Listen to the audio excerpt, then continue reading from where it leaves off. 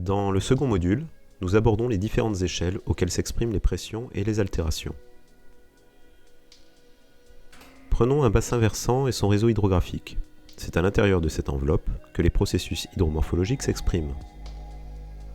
Pour les évaluer à une échelle fonctionnelle, le réseau hydrographique est découpé en tronçons TGH, eux-mêmes sous-découpés en unités spatiales de recueil et d'analyse, ou USRA. En revanche, pour les besoins de la DCE, les pressions hydromorphologiques doivent être rapportées à l'échelle de la masse d'eau. Tout point du réseau hydrographique est influencé par les pressions qui s'exercent à l'amont, comme par exemple un grand barrage et sa retenue, qui va modifier sur de longues distances les écoulements, ou bien encore la nature de l'occupation du sol, artificielle ou agricole.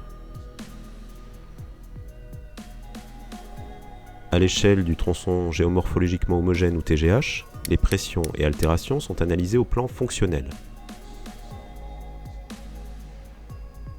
Pour mieux décrire les pressions et leurs impacts, ces TGH sont subdivisés en USRA, de façon arithmétique cette fois. Selon le rang du cours d'eau, une longueur maximale d'USRA est définie. C'est cette valeur qui guide le découpage du tronçon en une ou plusieurs USRA.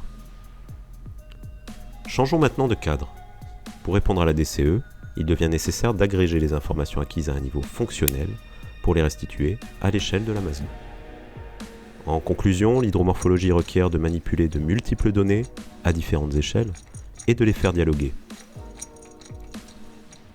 Pour illustrer ce jeu d'échelle, on peut citer la masse d'eau Touche en Occitanie avec ses 74 km de linéaire découpés en 11 tronçons et 18 USRA.